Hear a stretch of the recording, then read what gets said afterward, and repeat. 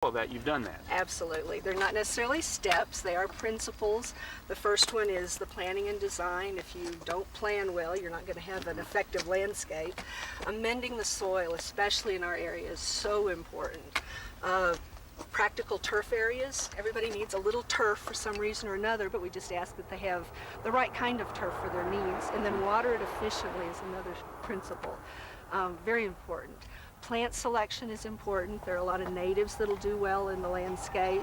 Mulching, if they have an existing landscape, mulching is so important. That's the one thing they can do to be more water-wise. And then, of course, maintenance is very important. Can't leave that one out because No, maintenance you can't. is part of any garden. Absolutely. And if you follow those steps, you've got a xeriscape probably, Absolutely. if you apply them properly. Yes, and it's water-wise. And we can walk through this garden and see all of those principles applied. Absolutely. And that favorite one of mine, the appropriate plant material. That's my favorite too. Let's take a look at this. Okay. Well, this garden really illustrates planning and design. What are the things you consider here? There's a lot of things to consider when you start planning your landscape, and one of them is what's already existing, and also the way you want to use your landscape.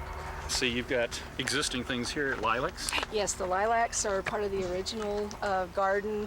When we designed it, we did design it so that there would be some shade with the trees that we've planted.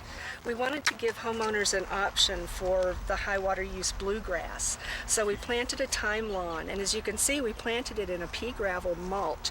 We found that the drainage was a lot better and that the Mediterranean type plants were a lot happier with that kind of mulch. And mulching is one of the principles we have to consider. Absolutely. And so this is an inorganic mulch, which works better for them. Some That's plants correct. require it. And here we've got bark mulch, so an organic mulch right next to it. Yes, the organic mulch is really the preference that we use in the garden, and my